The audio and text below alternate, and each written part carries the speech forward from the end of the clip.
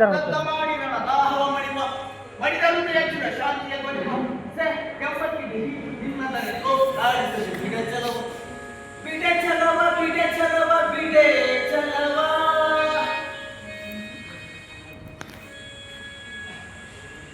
ಮನಸ್ಸಿನ ದುಸ್ಸಾಹ ಚಿಂತಾಗ್ನಿಂದ ನನಗೆ ದೇಹವೇ ದಹಿಸುತ್ತಿದೆ ದುರ್ಯೋಧನ.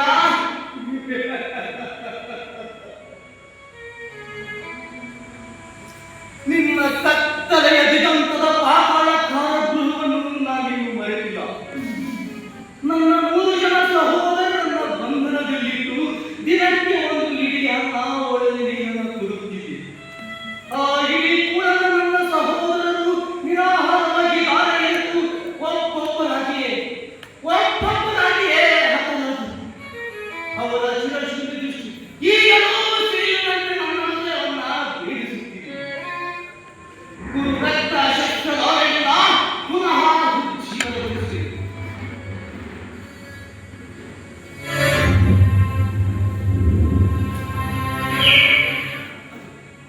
ಅದು ನಮ್ಮ ಸಹೋದರ ಭಕ್ತನ ಹಡಬೇಡಿ ನನ್ನ ಸಹೋದರನೇ ಹಡಬೇಡಿ.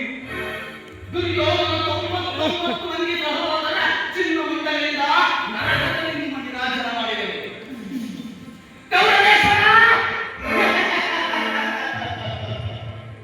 ಸೋಲು ದೀಪಗಳ ಸೋಲು ಕಂಬಗಳ ಮಧ್ಯೆ ಕೂಗು ಮಂಚದ ಮೇಲೆ ಮರಗಿ ನಿದ್ರಿಸುತ್ತಿರುವ ನರಕದ ಭಯಾನಕ ಹಿಂಸೆಯುತ್ತ ಈ ಮಹಾಭಾರತದಲ್ಲಿ ಈ ಶಕುನಿಯಿಂದಾಗುವ ಹಿಂಸೆ ಅತಿ ಭಯಾನಕವೆನಿಸುವುದು. ತಾಯಿಯ ಕಣ್ಣೀರಿರುವುದು ಗುರು ಹಿರಿಯರ ರಕ್ತ ಕಳಂಕಿತರಾಗಿ ಪುತ್ರ ಶೋಕದಿಂದ ಅಮ್ಮನಿಸುತ್ತಿರುವ ನಿನಗಾಗಿಯೇ ಗುರುಕುಲದ ಕುಟಿ ಇಲ್ಲಿ ನೋಡಿ ಅಗರ್ಭಸಲಿ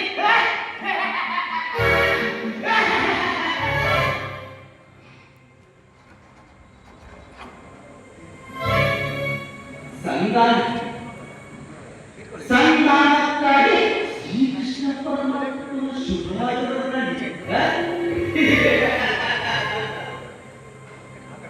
ಒಂದು ಪಕ್ಷ ಕೃಷ್ಣನ ದುರ್ಯೋಧನ ಪತ್ನಿಗೆ ಕೃಷ್ಣನ ಸಂಬಂಧಿಸಿದೆ. ಈ